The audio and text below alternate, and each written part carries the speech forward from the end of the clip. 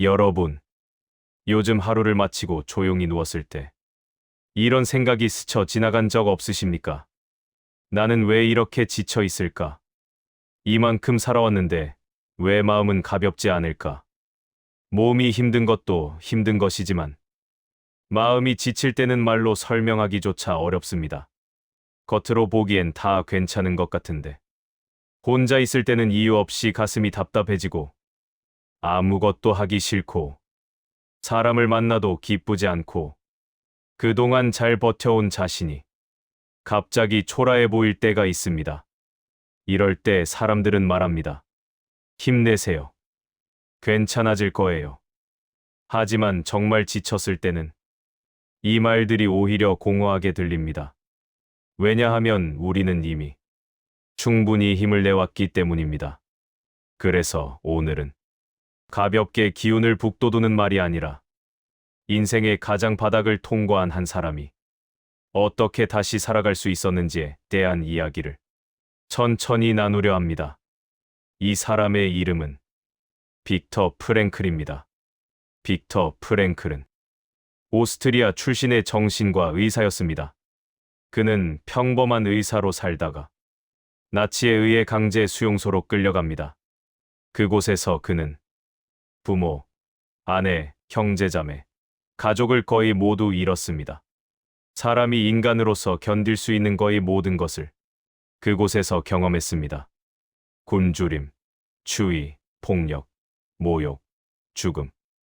매일 아침 눈을 뜨면 오늘 살아남을 수 있을지조차 알 수 없는 삶. 사람들은 하루에도 수십 명씩 죽어나갔고 내일을 계획하는 것 자체가 사치였습니다. 그곳에서는 이름도, 직업도, 지위도 의미가 없었습니다. 인간은 번호가 되었고 존엄은 철저히 짓밟혔습니다. 오늘 우리가 겪는 고통과는 차원이 다른 절망이었습니다. 그런데 프랭클은 그 지옥 같은 환경에서 아주 놀라운 사실 하나를 발견합니다.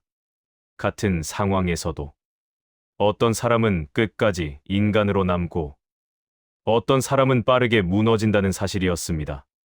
체력이 강한 사람이 아니라 마음이 강한 사람이 남았습니다. 그 차이는 무엇이었을까요?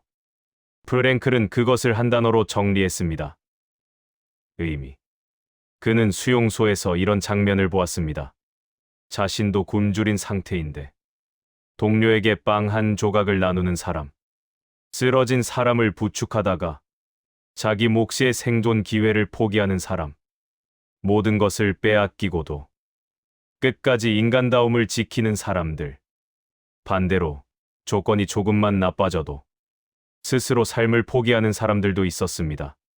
프랭클은 이 차이를 이렇게 설명합니다. 사람을 무너뜨리는 것은 고통 그 자체가 아니라 이 고통이 아무 의미 없다고 느끼는 순간이라고. 그래서 그는 이런 말을 남겼습니다. 고통을 피할 수 없다면 그 고통을 어떻게 받아들이느냐가 우리의 인생을 결정한다. 이 말은 단순한 긍정의 주문이 아닙니다. 삶의 구조를 꿰뚫는 아주 냉정한 진실입니다. 우리는 흔히 이렇게 생각합니다. 이 고통만 사라지면 괜찮아질 거야. 이 문제만 해결되면 다시 살 수 있을 거야. 하지만 프랭클은 말합니다. 사람은 고통이 있어서 무너지는 것이 아니라 고통이 헛되다고 느낄 때 무너진다고. 같은 아픔이라도 이게 내 인생을 망쳤다고 느끼는 사람과 이 경험이 나를 깊게 만들고 있다고 느끼는 사람은 완전히 다른 인생을 살게 됩니다. 상황은 같아도 해석이 다르면 인생이 달라집니다. 지금 여러분이 겪는 이 힘듦도 마찬가지입니다. 지금의 고통이 괴로운 이유는 아파서만이 아니라 왜 나에게 이런 일이 생겼을까? 이 고생이 무슨 의미가 있을까? 이 질문에 답이 없기 때문입니다. 사람은 고통을 견디지 못해서 무너지는 것이 아닙니다. 고통이 헛되다고 느낄 때 무너집니다. 그래서 프랭클은 말합니다. 의미를 잃은 고통은 사람을 파괴하지만 의미를 찾은 고통은 사람을 성숙하게 만든다. 프랭클 자신도 수용소에서 수없이 무너질 뻔했습니다. 그 역시 인간이었기 때문입니다. 그도 절망했고, 분노했고, 무너지고 싶었습니다. 그러나 그는 매일 스스로에게 물었습니다. 내가 이 고통 속에서도 지켜야 할 것은 무엇인가? 그가 붙잡은 것은 단 하나였습니다. 이 고통을 통과한 뒤 누군가를 살리는 사람이 되겠다는 약속. 그는 마음속으로 책을 썼습니다. 인간이 절망 속에서도 어떻게 살아남을 수 있는지에 대한 책. 이 약속 하나가 그를 하루하루 버티게 했습니다. 여기서 중요한 점이 있습니다. 프랭클은 고통을 미화하지 않았습니다. 그는 고통이 아름답다고 말하지 않았습니다. 고통은 여전히 고통이라고 했습니다. 다만 이렇게 말했습니다. 고통이 사라지지 않을 때 그 고통을 어떤 이야기로 해석하느냐가 인생을 바꾼다.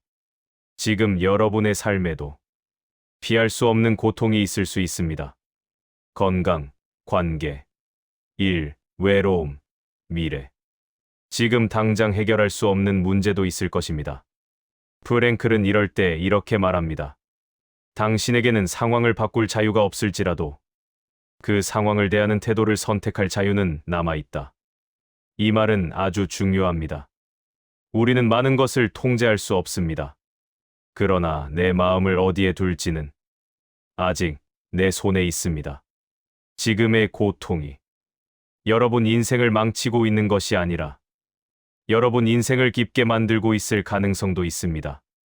지금은 의미가 보이지 않을 수 있습니다. 그러나 프랭클은 말합니다. 의미는 고통이 끝난 뒤에야 보이는 경우가 많다고. 인생의 많은 순간은 지나고 나서야 해석됩니다. 지금은 이해하는 시기가 아니라 견디는 시기일지도 모릅니다. 여러분이 지금 힘들다는 사실 하나만으로도 이미 충분히 잘 살아오셨다는 증거입니다. 정말 끝난 사람은 힘들다는 말조차 하지 않습니다. 지쳐 있다는 것은 아직 삶을 붙잡고 있다는 뜻입니다.